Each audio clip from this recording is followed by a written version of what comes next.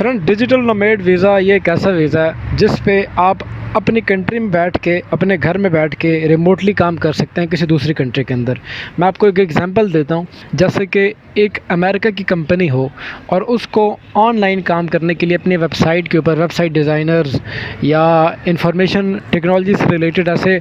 कामों के लिए कोई लोग चाहिए हों जो उनका काम अपने घर में बैठे बैठे ही कर दें, तो उस काम को फ्रीलांसर भी कहते हैं और ऐसे काम को रिमोटली काम कहते हैं, जो कि आप अपने घर में बैठ के किसी भी दूसरी कंट्री के अंदर, किसी दूसरी कंट्री की कंपनी के अंदर आप ये काम परफॉर्म कर सकते हैं। तो वो कंपनी जिसके अंदर आप काम कर रहे हो, अगर वो कंपनी लीगल रजिस्टर हो जिस कंट्री के अंदर वो कंपनी मौजूद है, और वो आपकी सैलरी आपके बैंक अकाउंट में भेज रही हो, यानी कि आपकी जो सैलरी माहाना बनती है या जैसे भी आपको सैलरी पैकेज देते हैं, वो आपकी सैलरी पैकेज की शक्ल में आपके बैंक की ट्रांजैक्शंस उसमें नज़र आनी चाहिए और आपके बैंक के द्वारा ट्रांजैक्शन होनी चाहिए। तो अगर आप ऐसी किसी कंपनी में काम करते हो अपने घर में बैठे बैठे रिमोटली, चाहे वो कंपनी आपकी कंट्री में है या किसी दूसरी कंट्री में, तो फ्रेंड्स आप अप्लाई कर सकते हो यूरोप के बहुत से कंट्रीज़ का डिजिटल नोमैड वीज़ा। अब डिजिटल नोमैड वीज़ा कौन कौन सी कंट्रीज़ नॉर्मली देती हैं और डिजिटल नोमैड वीज़ा की एलिजिबिलिटी क्राइटेरिया क्या है, और ये कि जो कंट्रीज़ देती हैं फिर वो उसके साथ क्या बेनिफिट्स देती हैं आपको,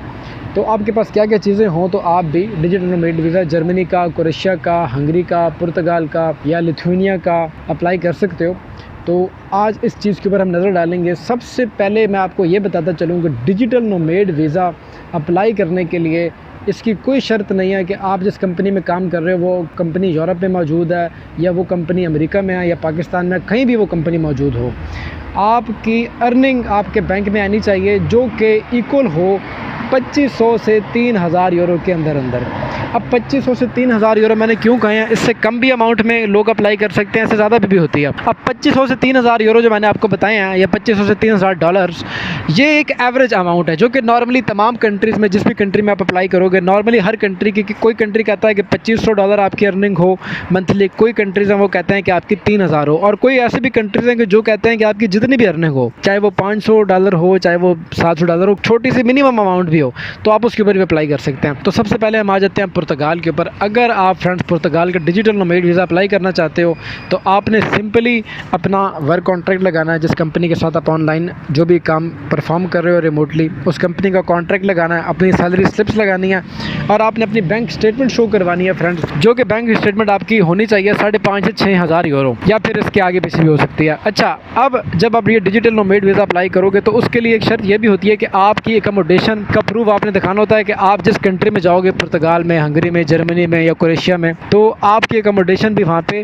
मौजूद हो। आपने एकोमोडेशन का कॉन्ट्रैक्ट भी साथ लाजमी मेंशन करना होता है जो कि 1.5 से 2 साल का होना चाहिए। अच्छा, अब उसके बाद आ जाते हैं हंगरी के डिजिटल नोमैड वीज़ा कौन से लोग अप्लाई कर सकते हैं और इसकी क्या क्या शर्तें हैं और इसके ऊपर आपको क्या क्या बेनिफिट मिलेंगे। नंबर 1 पे फ्रेंड इसके ऊपर जो सबसे बड़ी शर्त है वो ये कि आपकी मंथली इनकम जो है वो होनी चाहिए तकरीबन 2000 डॉलर के आसपास,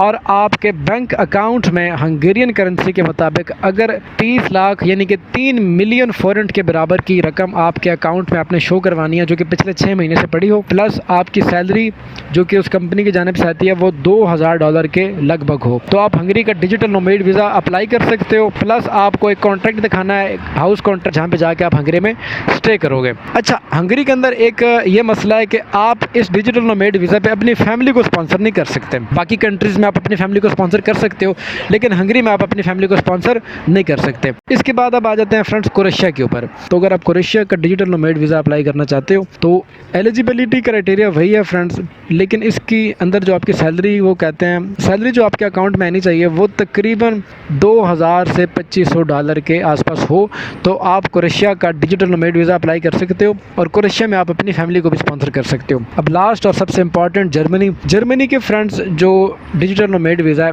इसके लिए आपको 9000 यूरो यानी कि 9000 यूरो के बराबर रकम आपने अपने अकाउंट में शो करवानी है कि तकरीबन 9000 यूरो आपके अकाउंट में पिछले 6 महीने से पड़े हैं, इतनी आपकी बैंक स्टेटमेंट है। अब इसके ऊपर डिपेंड नहीं करता है कि आप जिस कंपनी में भी आप काम कर रहे हो उस कंपनी की सैलरी यहाँ पे कोई मैटर नहीं करती। आपकी सैलरी 500 डॉलर है, 600 डॉलर है, 700 डॉलर है, 1000 यूरो है या 2000 यूरो है, इसमें आपकी सैलरी कोई मैटर नहीं करती। अगर आप जर्मनी का डिजिटल नोमैड वीज़ा अप्लाई करते हो तो आप जर्मनी का डिजिटल नोमैड वीज़ा अप्लाई कर सकते हो। और और जर्मनी में आप अपनी फैमिली को भी स्पॉन्सर कर सकते हो। तो आज की वीडियो उन लोगों के लिए थी जो रिमोटली किसी न किसी कंट्री में या किसी न किसी कंपनी में अपने घर से बैठे बैठे काम कर रहे हैं और वो पैसे अर्न कर रहे हैं और उनके पास बैंक स्टेटमेंट भी है। तो वो लोग इन कंट्रीज़ के डिजिटल नोमैड वीज़ाज़ लगा के वो लोग भी यूरोप में आ सकते हैं और अपनी फैमिली को भी सपोर्ट कर सकते हैं। वीडियो देखने का बहुत बहुत शुक्रिया। वीडियो अच्छी लगी हो तो वीडियो को लाइक कर दीजिएगा और चैनल को सब्सक्राइब कर दीजिएगा। मिलते हैं अगली वीडियो में, तब तक के लिए टेक केयर, बाय बाय।